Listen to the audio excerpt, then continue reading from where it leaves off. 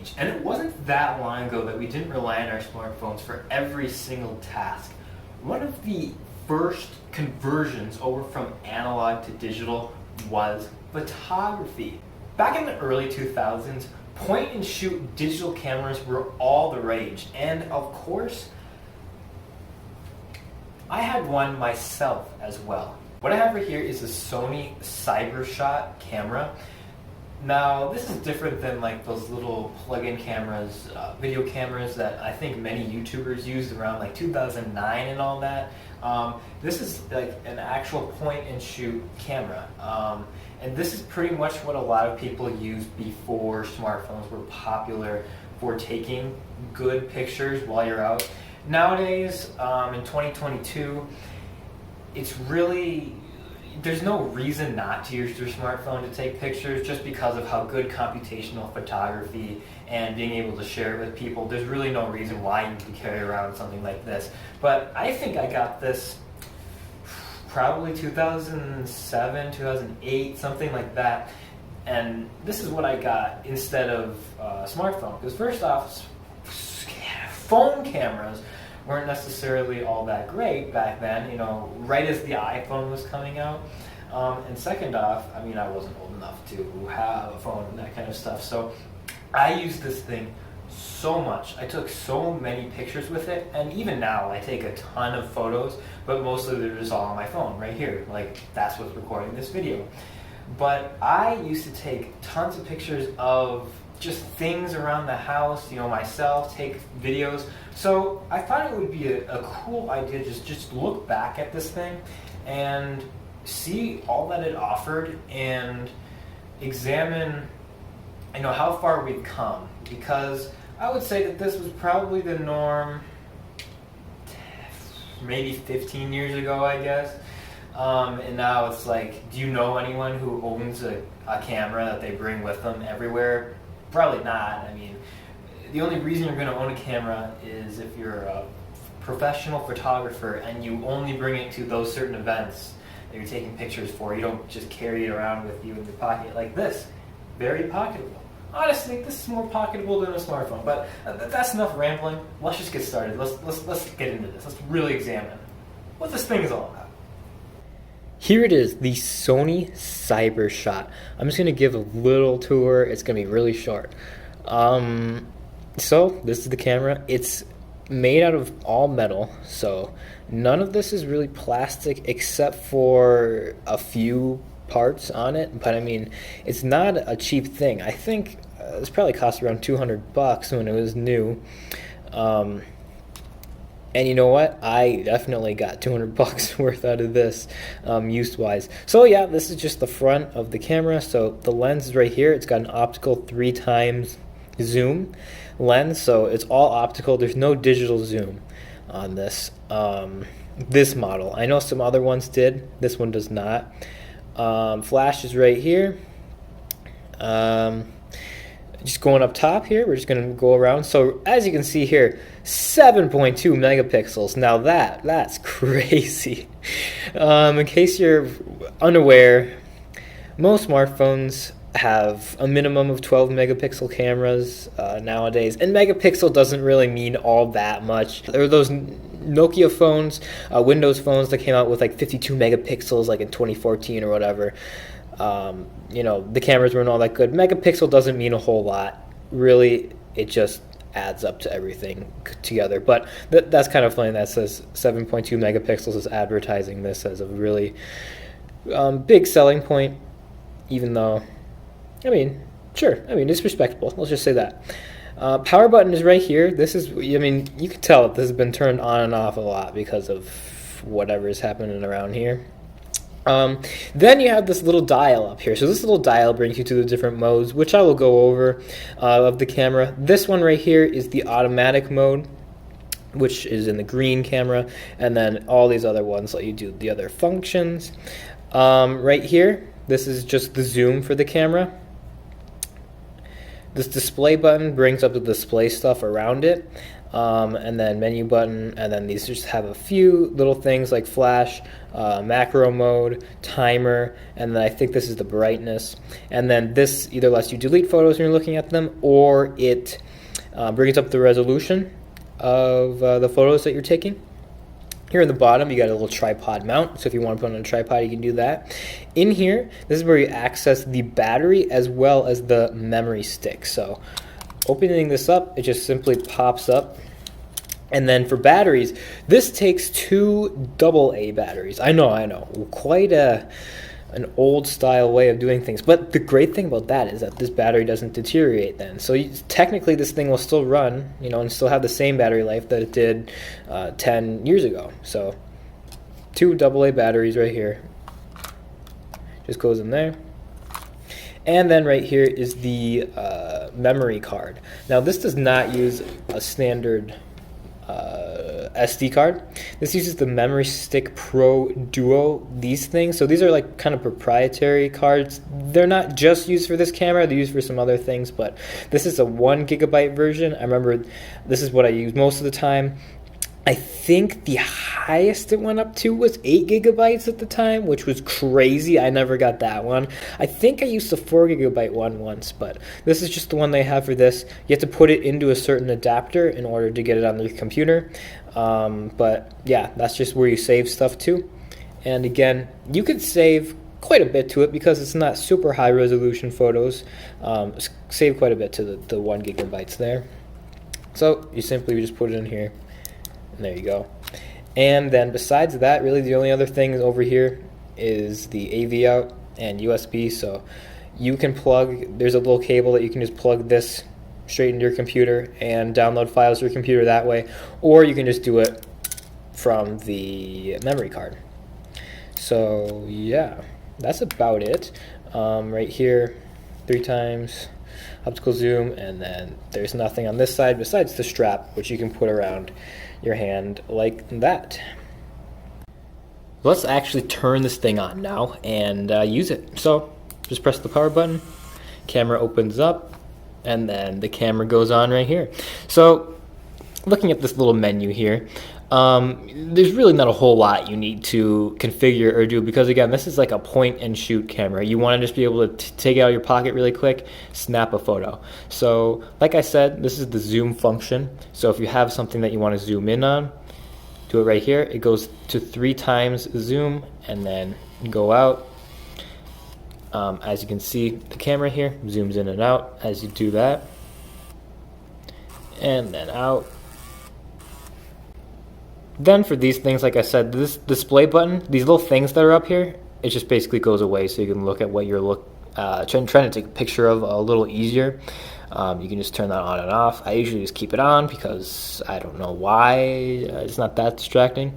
Menu, this kind of has a few different settings.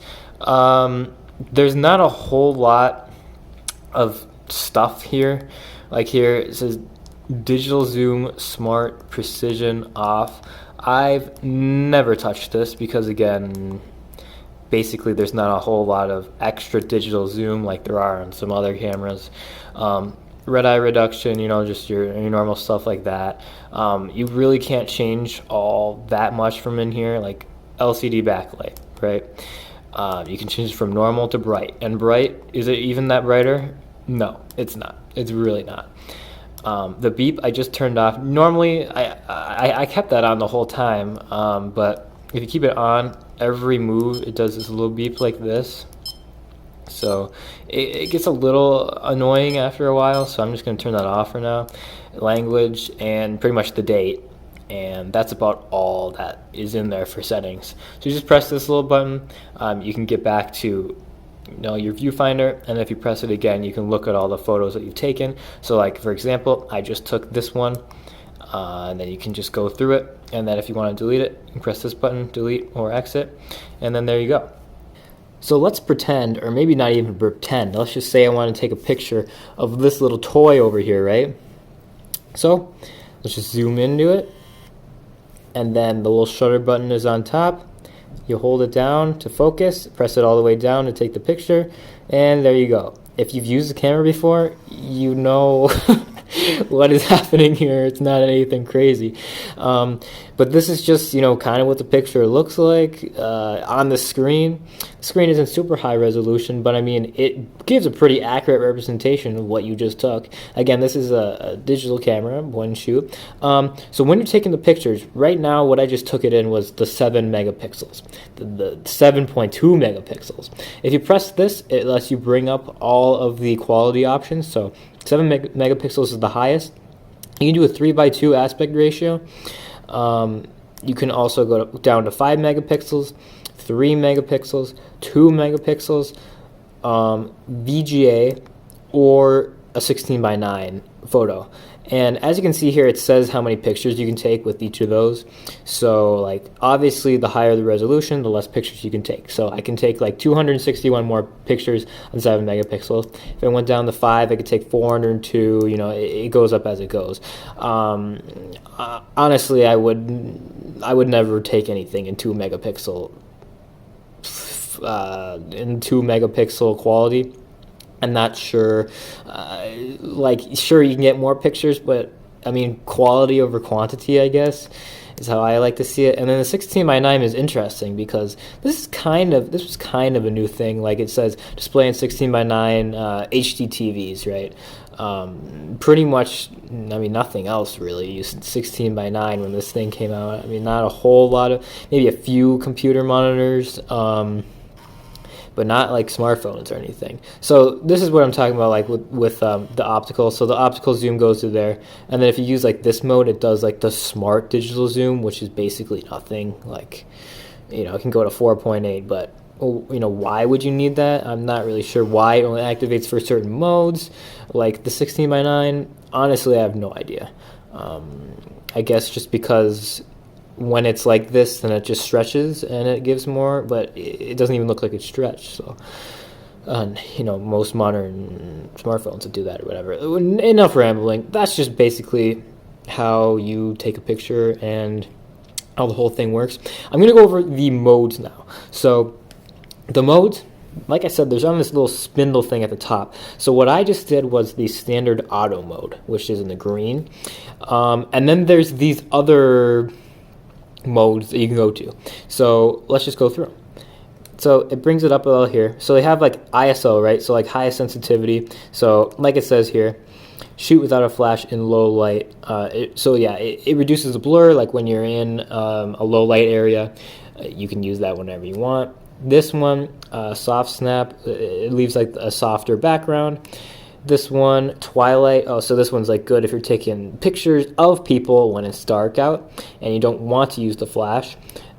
This one is just twilight, when you're not taking a picture of someone. Landscape, if you just want something, that's focusing far away instead of close up. Snow, so this one, like if you're walking around and it's all white outside, that's good for snow pictures.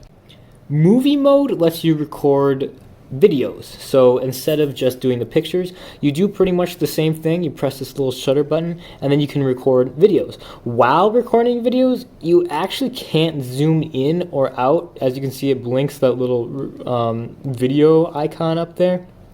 And then this thing is blinking continuously because it's continuously writing stuff to the card, and this beeps when it writes stuff.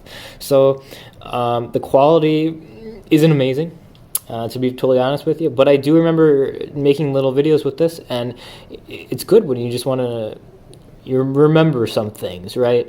Like remember old little memories of stuff. It's not like you can't discern what's going on. So I'm just going to show the sample, in all its glory afterwards, and then you can explain or tell me, how good it looks.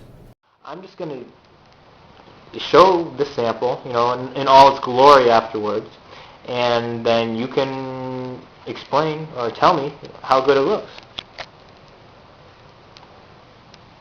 So here I am now on the thing. So I'm doing this little recording, right? So here it is, kind of a close-up of this little toy, right? The John Deere toy. Here's some tape that you can look at. It's getting a little closer up here. I can't zoom in and out like I said before, but if I wanted to just kind of move around the room, you can kind of hear the audio too. Here's a little paddle, right? we're going to play some ping pong. Here's this. And then if you wanted to do something like a vlog, right, you could definitely do that. So here we go. So here I am right here, right? This is how it would look if you were using this in a vlog type of style. Now, when this camera came out, you're not going to use it for vlogs because, I don't know, like, why would you use this for a vlog? But it's just more to capture, you know, maybe little family things, or like if you're on a vacation, you can do that kind of stuff. But this is not going to replace any other kind of webcam or professional camera, video camera. It's not going to replace a video camera. This is mostly used for photos, not video. That's really all you need to know about this hardware-wise, so I'm going to show you a few samples as well as comparison shots between this and my Pixel 3a. So that'll give you a good comparison between like a modern smartphone camera and what this thing can take. And I'll also show you the video that I was going through earlier, so enjoy.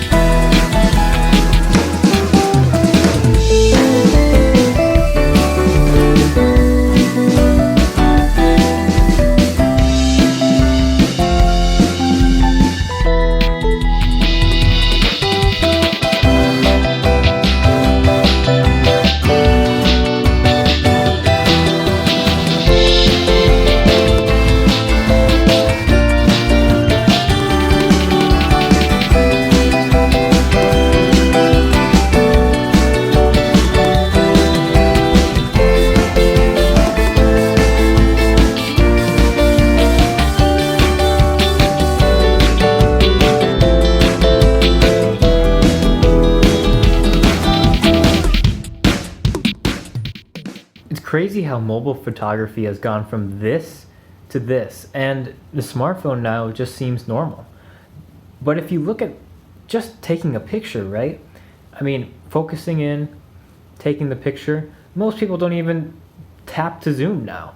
So if you do this, right, it's going to take you a good, probably 5 seconds to take the photo. But now on modern smartphones, if you're just going to go take a photo really quick, you're just like, oh, okay, we'll go take a photo. There you go, the photo's taken. Instantly taken. And if you look at the quality between these two pictures, this one is astronomically better, just with shadows, bringing out brightness and all that.